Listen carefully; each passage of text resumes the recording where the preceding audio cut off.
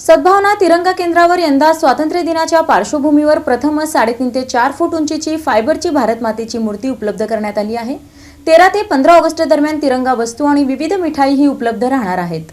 स्वातंत्र्य दिनाच्या पार्श्वभूमीवर सद्भावना वंदे मातरम मंडळातर्फे यंदाही एकता उत्सव उत्साहात साजरा करण्यात येणार आहे। यंदा प्रथमच सद्भावना तिरंगा केंद्रावर 3.5 ते 4 फूट उंचीची फायबरची आकर्षक भारत मातेची मूर्ती उपलब्ध करून देण्यात आली आहे। 13 ते 15 ऑगस्ट दरम्यान तिरंगा वस्तू आणि विविध मिठाई उपलब्ध राहणार असल्याची माहिती सद्भावना सेवा दलाचे दिव्यकांत गांधी यांनी पत्रकार परिषदेत दिली। उत्सवाचे यंदा 34व्या वर्षात पदार्पण असून आतापर्यंत 64 वेळा या उपक्रमाचे आयोजन करण्यात आले आहे। तिरंगा केंद्रावर 6x9 फूट व 4x6 फूट राष्ट्रध्वजासह तिरंगा फ्लॉग जॅकेट, अंगठ्या, बॅचेस, अशोक स्तंभ, घड्याळ, भारताचा नकाशा, कापडी तिरंगा, बँड, मफलर, की चेन, पताका, स्टिकर, तोरण, कॅप, टी शर्ट व तिरंगा ओढणी आदी देशप्रेमाच्या वस्तू उपलब्ध असतील। याशिवाय बालुशाही, ड्रायफ्रूट तिरंगा मिठाई, केशर लाडू, ड्रायफ्रूट मसाला चिवडा, मसाला शेवदाळ आदी पदार्थही उपलब्ध करून देण्यात येणार आहेत। 15 ऑगस्ट रोजी सकाळी 11:30 वाजता भारतमाता पूजन करण्यात येणार आहे। तसेच 17 ऑगस्ट रोजी आश्रमशाळा कॉलनीतील कर्मचारी, वॉचमॅन, भाजी मार्केटमधील कर्मचारी आणि सद्भावना कार्यात मदत करणाऱ्यांना देशप्रेमाचे लाडू व तिरंगा बर्फीचे वाटप करण्यात येणार आहे। 18 ऑगस्ट रोजी स्वातंत्र्य दिनाच्या आयोजनात सहकार्य करणाऱ्या रिक्षा चालकांनाही मिठाईचे वाटप केले जाणार आहे। सोलापूरकर नागरिकांना, देशभक्त नागरिकांना स्वातंत्र्य दिनाच्या शुभेच्छा। आम्ही सध्याचा जो एकता उपक्रम आहे तो 35 वर्षापासून राबवत आहोत। मूळ हेतू असा आहे की आपल्या देशाला आपल्या सर्व नागरिकांची एकतेची आवश्यकता आहे।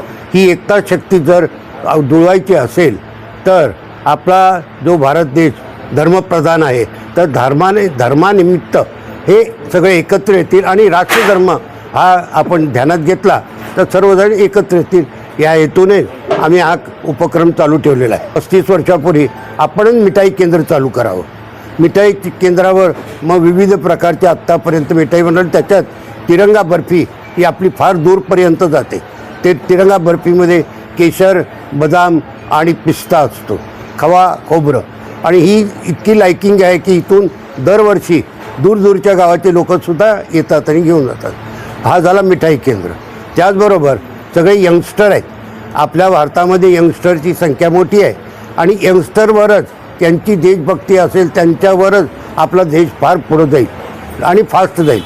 तर त्या यंगस्टरला आपलं देशप्रेम व्यक्त करायचं असतं आणि व्यक्त करण्यासाठी काही सिम्बॉल, जसे मी माझ्या शरीराला लावलं आहे तसे अनेक प्रकारचे सिम्बॉल, हाताचे बँड, डोक्याची टोपी, सगळे तिरंगा, हे सगळे त्यांना हवं असतं आणि त्याच्यासाठी हे तिरंगा केंद्र, अनेक वस्तू आहेत आपल्याकडे तिरंगाचं, म्हणजे त्यानिमित्ताने ही सगळेजण येतात आणि आपलं देशप्रेम व्यक्त करतात की तिरंगा हा सर्वात मोठा, हा 4x6 होता आत्तापर्यंत, आता 6 फूट बाय 9 फूटचा पण आहे, तो आत्ता सध्या आहे।